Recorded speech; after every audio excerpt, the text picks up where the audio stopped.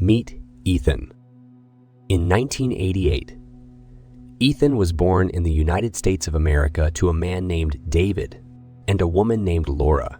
David and Laura had tied the knot and already had a son named Daniel before Ethan came along.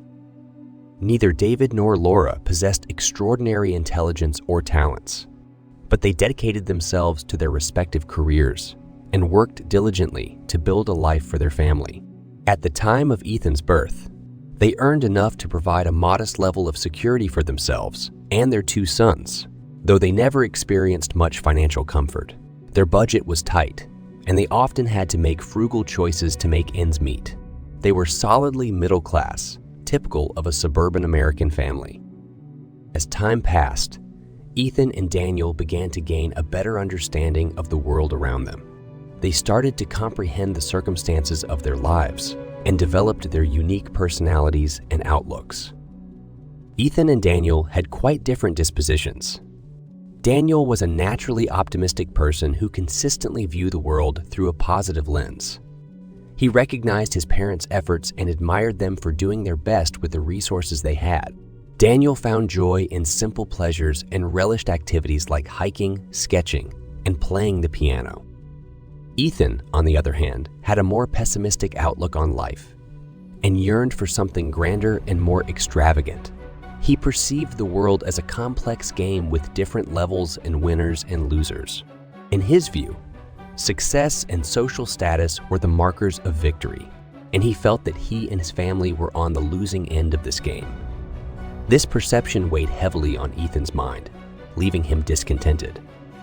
Ethan, who first found his sense of ambition when he was just 10 years old. At that age, all of his friends had this trendy new toy that everyone was raving about. It looked so fascinating, and Ethan couldn't help but ask his parents for one. However, they told him that they couldn't afford such an expensive toy at the time and encouraged him to appreciate the toys he already had. But Ethan couldn't quite grasp why. He couldn't help but wonder what made his friends' families different, why they could have the things he desired, and why they seemed so much happier. This curiosity stayed with him. When Ethan turned 12, his father received a substantial promotion at work, transitioning from a regular position to a managerial role. This boost in their family's income opened up new possibilities for Ethan and provided access to the comforts and luxuries he had been yearning for. Suddenly, Ethan had the life he had wished for, and many of the desired toys became attainable. As Ethan progressed through high school and turned 16, he witnessed many of his friends receiving new cars as gifts from their parents when they obtained their driver's licenses. Eager to be like his friends, he asked his parents if they could get him a car. His dad explained that, even though things were going well, it wasn't the right time to buy a new car. Instead, he suggested sharing one of the family's 2 cars with his brother when it was available. While Ethan accepted this offer graciously, deep down, he felt a sense of frustration. He couldn't help but envy his friends who received new cars without any responsibilities. Ethan continued to wonder what it would be like to have the same privileges as his friends. However, when he turned 18, his mother received a promotion at her workplace, which led to an increase in the family's income. As a high school graduation gift, Ethan's parents decided to buy him a brand new car. This newfound freedom allowed him to go wherever he pleased without the need to share a vehicle. After graduating from college with a business degree, Ethan entered the workforce with the goal of achieving financial success. He wasn't entirely sure what he wanted to do, but he understood that wealth could provide many opportunities. During an internship at a major corporation, Ethan found himself feeling unfulfilled and discontent with the work, which seemed unrelated to his ambitions.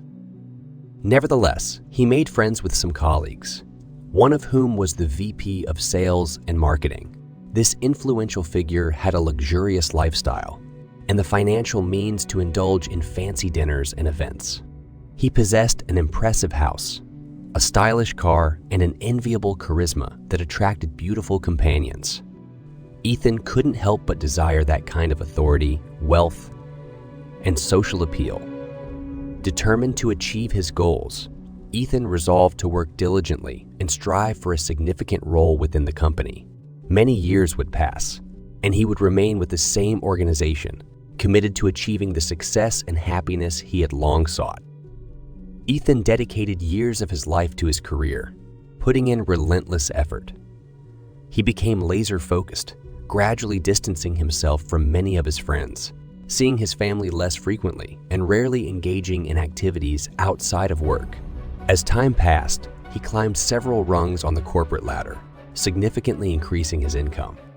He found himself not too far from the VP of Sales, the same position that had once captivated him during his internship.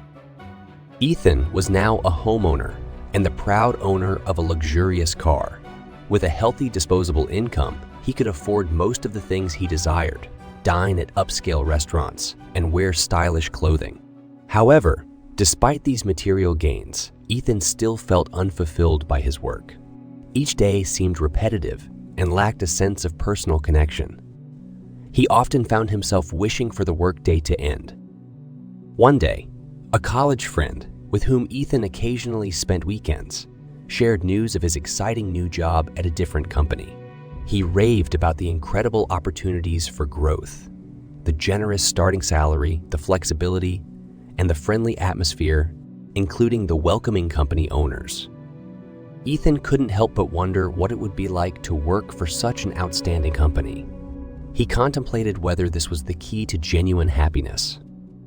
Shortly after this conversation, inspired by his friend, Ethan decided to quit his job and used his friend's referral to secure a position at the new company. He soon became a part of the team. A few more years passed, and Ethan's dedication and hard work allowed him to ascend through several ranks at the company. However, an unexpected turn of events unfolded as the company was acquired, and Ethan, along with many other employees, was laid off. While the company owners reaped millions, Ethan and his colleagues lost everything they had worked for, with no safety net and no remorse from those at the top. This situation left Ethan wondering what it must be like to be a company owner, to seal multi-million-dollar deals, and never have to worry about working again. He questioned what it would be like to have the freedom to do as one pleased. This experience made Ethan reevaluate his approach to life. He grew tired of working for others, only to face disappointment in the end. He realized that if he wanted true happiness, he needed to take control of his own destiny. Ethan, who after years of hard work and dedication to his career, decided to embark on a new journey. He reached out to a group of colleagues and friends he had connected with over the years, and together, they established their own company. At that point, he wasn't entirely sure about the company's direction, but he had one clear goal in mind: to build a successful enterprise and eventually sell it for a substantial profit. As Ethan and his business partners brainstormed various industries and potential products or services, 7 more years passed. They had achieved remarkable success with promising growth, but it came at a cost. Ethan's life had become increasingly consumed by the demands of being a company owner. He hardly had time for himself. Days were a relentless cycle of waking up early, working late, and repeating the process. He had cut off anyone in his life who didn't serve his business goals. His family saw him rarely, and relationships, both romantic and platonic, were casualties of his relentless pursuit. Nonetheless, their hard work paid off, and a major corporation expressed interest in buying their business and its intellectual property for a significant sum. The deal went through, and Ethan walked away with $15 million. Suddenly, everything Ethan had yearned for in his youth became attainable. He could afford any car he had desired as a teenager, and he reveled in status, power, and luxury. A year later, during a Christmas gathering with his family, Ethan's brother Daniel asked about his well-being. Ethan shared his sense of boredom since he had stopped working, the shallowness of his remaining friendships, and his unfulfilling relationships.